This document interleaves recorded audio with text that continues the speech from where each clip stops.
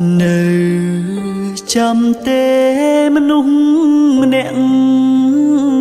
នេះរឿងរ៉ាវច្រើនណាស់ធ្លាប់សាងរួមគ្នាខ្ញុំចាំថាពាក្យចុងក្រោយគឺពាក្យលាហើយយើងក៏បែកគ្នាត្រឹមនោះ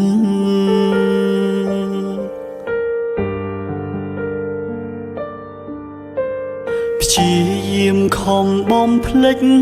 កិច្ចពីអតីតខំបំភ្លេចរឹតនឹកកិច្ចច្រើនលើសដើមគ្រប់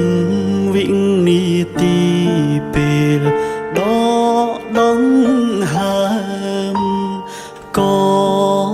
ចាប់ផ្ដើមនឹកគេ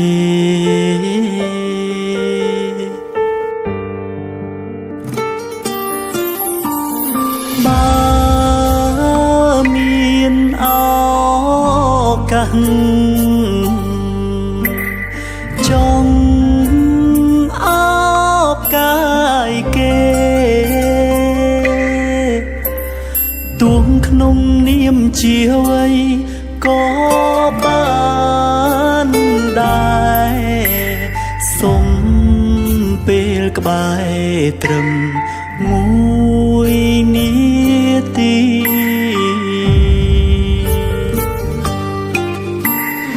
នឹកអូ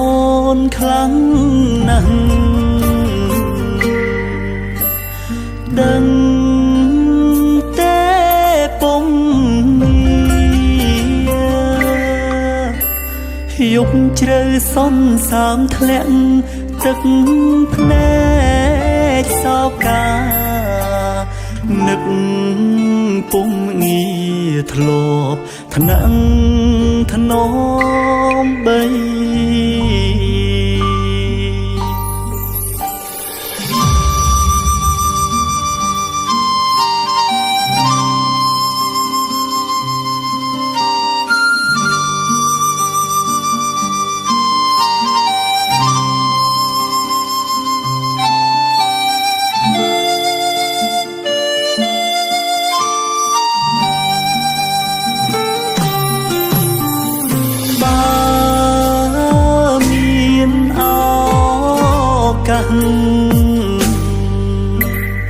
ចង់អបកាយគេទួងក្នុងនាមជាអ្វីក៏បានដែរសុំពេលក្បែរត្រឹមមួយនាទី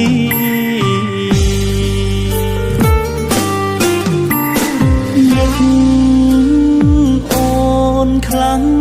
ណាស់ដឹងទេពុំ